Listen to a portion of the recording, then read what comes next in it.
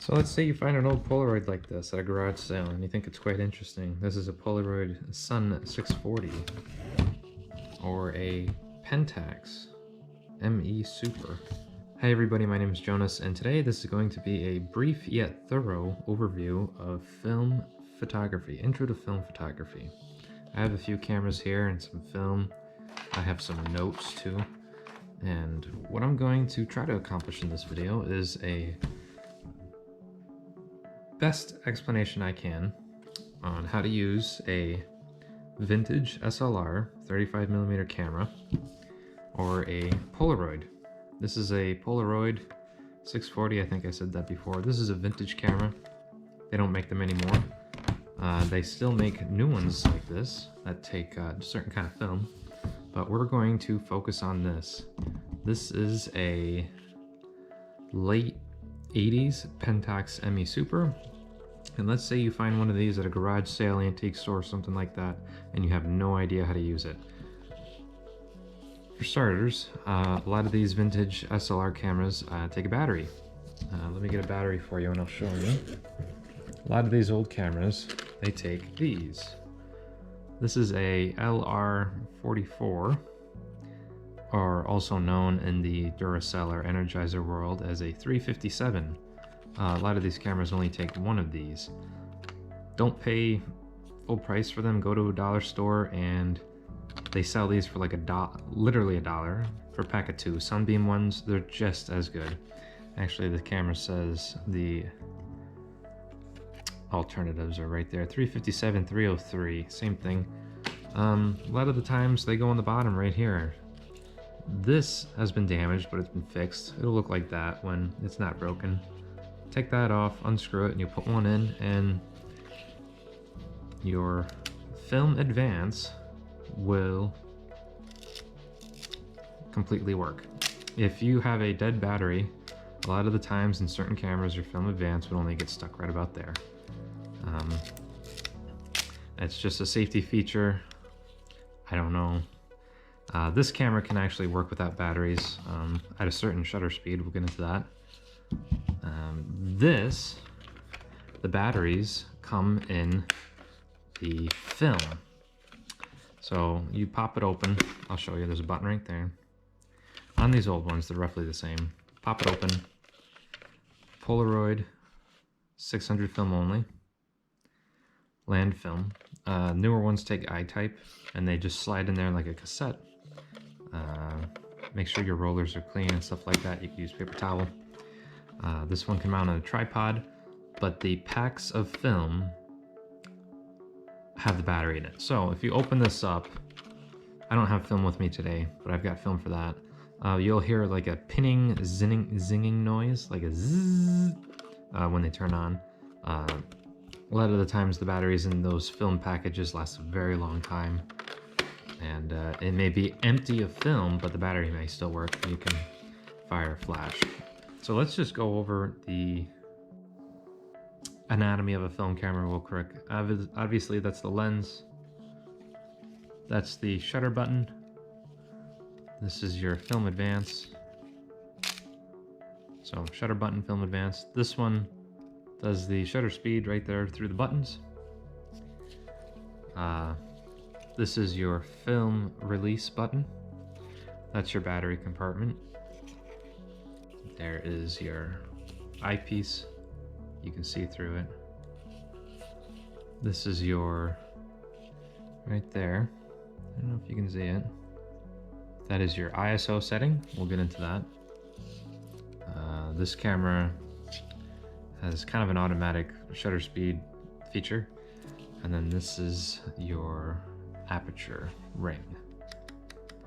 So this one goes from f22 all the way to f1.7.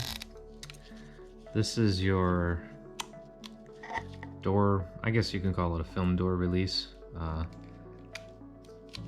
We'll get into that. You pull it up, it'll pop it. Whoa! Knock the camera back.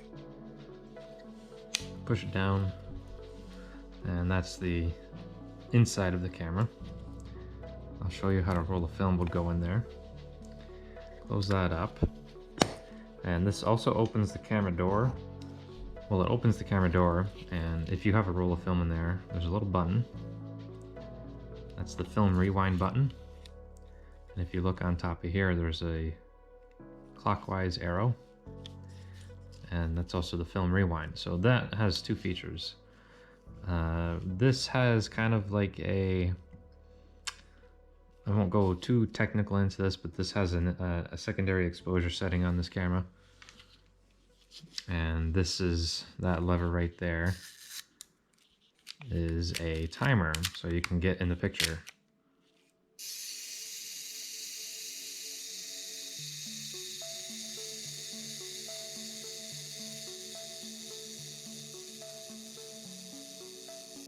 Once you put film in there, do not open it until it's spent. And if you do open it, it'll ruin a good amount of the film. To take the film out, that little button right there, every camera has something similar to that. Push that in, it'll make a little click, and then you will rewind the film. If you feel tension, that's okay, just be careful. Don't go full blast. So slowly rewind the film, and you'll hear a snappy, snappy, click, click, and the whole roll of film will be back into the cartridge. And then to get the film out, you pull the lever up again. Take it out, the film will be inside the canister. Pull it up, and it'll be inside.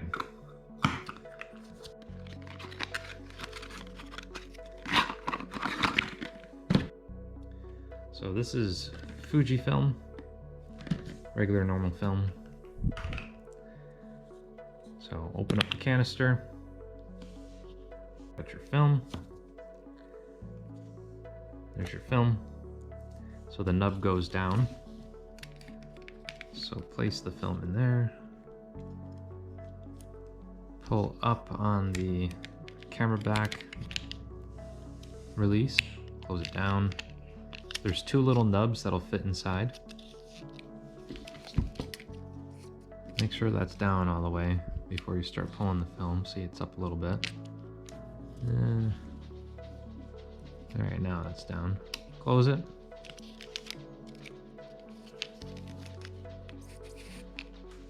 Pull it out a little bit. Every camera looks a little bit different. This one, you just kind of shove it in there and hope for the best. I like to pull the lever just a little bit until it starts to grab it, and then I close the camera back, and then it's a good snap. So we'll cycle through to 1.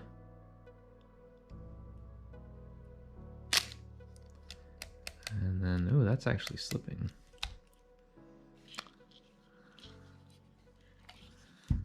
So at the end of that segment, there was actually a camera malfunction when I was loading the film. When you put the film in the camera, make sure that you properly, securely put the end of the tape into the pickup splines. This camera, I was using it in a very cold environment earlier, and it started giving me issues.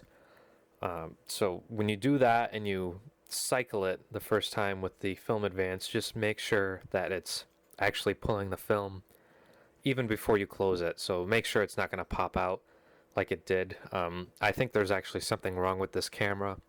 I think there's like a gear broken inside of it that's causing that clicking noise, because I don't think the film was slipping, but I think there's actually something else wrong with it. But to finish my point, if you look on top of your camera, usually right next to the film advance, there will be a little window, and I provided a picture that shows this window. Once you load the film, you would cycle it at least twice until that little window says 1, just to make sure that the film is completely not going anywhere, and you'll be able to shoot your whole roll of film without it popping out. So the most important part of this camera, if you're a beginner, is the aperture ring. And that is the ring on top of the camera. This is your focus ring. And the main rule that people like to talk about if you're new, or it's good for everybody. Aperture is it's basically a blind inside the lens. It opens and closes depending on this ring.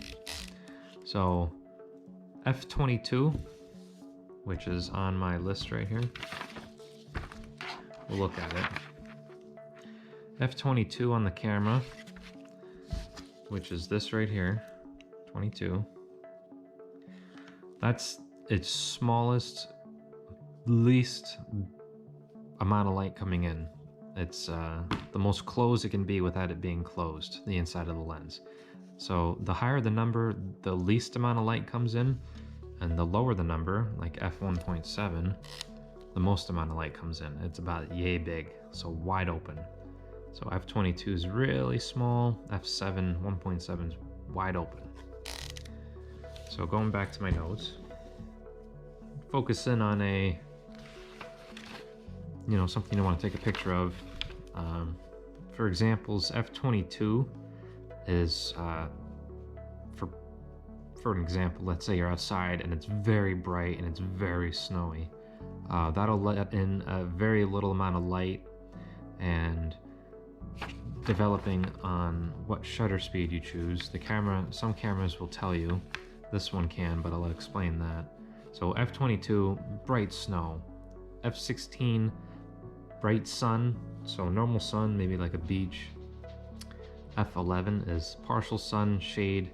f/8 is shade, mostly outside. f5.6 is partly cloudy, so getting into overcast. So the lower the number, the bigger the aperture ring on the inside of the lens is. f4, that's getting even bigger, that's for clouds. f2.8 indoors, and then f1.7, that's night. So that's your aperture. If you look on a box of film, this is 400 speed film. All right, 400. You will set on your camera right here, there is a ISO ring, a film speed ring. I don't know if you can see it in the light right there. Maybe. Usually on the left hand side of the camera there is a film speed. So if you want to take normal pictures and you just want the best results, you'll match that, your film speed ring, to whatever film you're shooting. So this is 400 speed, you'll set it to 400. I don't know if you can see it, but that's that. So 400 speed film. So let's talk about ISO for a second. ISO is basically film speed and how reactive it is to light. So let's say you have 100 ISO film. What that means is that it is a very slow reaction to light. So the higher ISO, the more reactive the film is to light. So there's 100, and then it goes to 800, and maybe even 1200. It goes up and up and up and up and up. That's how reactive the film is. On a digital camera, you can set your ISO, and you can set it on a vintage film camera like this. So ISO is basically just how sensitive the film is to light. This is 400 speed ISO. This is very common film. I mean, you can get this at Walmart. On the back of the box it says, if you want, you can set it to 200 or 400. 400, I usually just leave it at 400. 200, that's if you're maybe dabbling with some nighttime shooting. That ties in with some other features of the camera that you can do, longer shutter speeds and, like I said, lower ISO. So when you decide what kind of conditions it is for your sunny 16 rule, whether it's bright snow, partial sun, indoors, dark, f11 to f.7, so that's bright and dark, you will want to figure out your shutter speed. So let's say you're indoors and you're, I don't know, taking pictures of a birthday party. You set the camera to f2.8, and some cameras can tell you, others are manual. Relatively f2.8, you'll set the camera to 1/500th of a second. Let's say you're kind of outside, but it's cloudy, rainy, so you set the camera to f4.0, which is your aperture, and then you can set your shutter speed to 1/250th of a second.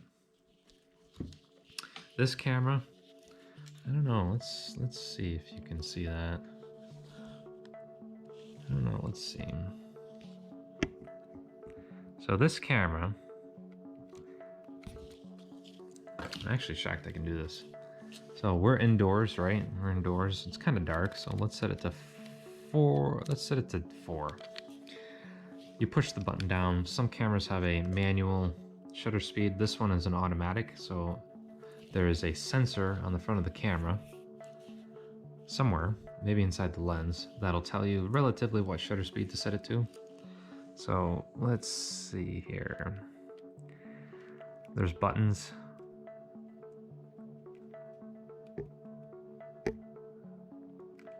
So right now, let me look through it to see what it says.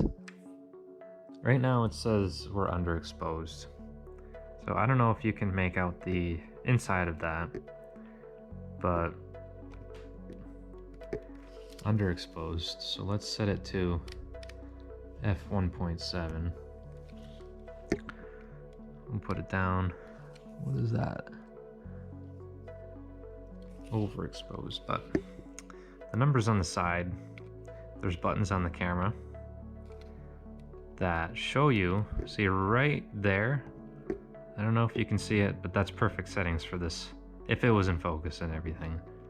So this camera, you can adjust the shutter speed with buttons on top, and depending on your aperture, whether you have it at f22 or f1.7 or whatever it is, depending on what conditions it is, this camera will automatically tell you what shutter speed to choose, which is pretty cool. Every camera is a little bit different. Depending on the one you have, I highly recommend maybe looking up a PDF manual online, and it'll totally show you how to set it up online. Easy, easy. This one's a little hard to show through the camera. So that's shutter speed. f16, that's pretty bright outside, so it's 1/15th of a second. That's very quick, super quick. If you're doing nighttime photos, very long exposure. By exposure, that's like shutter speed and a whole bunch of other stuff you can do. f2.8, that's pretty dark. That's 1/500th of a second. That's pretty slow compared to 1/15th of a second. The shutter is basically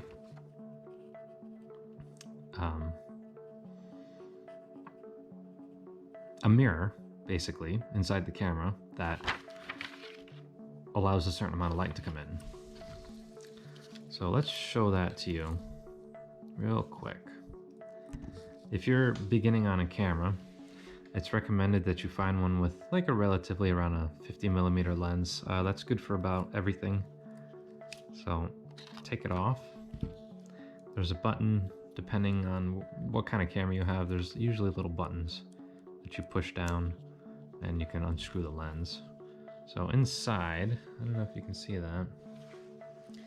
Let's get my little flashlight out. Inside, you can see the mirror. Now, it's not recommended to take the lens off depending on if it's loaded with film or not, or, I mean, you can, but just be careful not to let too much light in. So let's show you the shutter. Ready? Actually, I don't think it'll let me do it. So that's the mirror and the shutter's right behind it. That's the little mechanism that lets the amount of light in, depending on your settings for a camera. And to put the lens back on, you just find the right angle, and it just screws right back on. Yeah, that's basically it. If you have questions in the comments, please let me know. I'll gladly answer them. If you have questions about a certain camera you have, I'll gladly answer them. And if you enjoyed the video, please leave a like. I greatly appreciate it, and comment. I love reading your comments. So thank you all for watching. I greatly appreciate it. Let me know what you think down below. And let me know if you have any questions about a certain camera you have. Thanks, and bye-bye.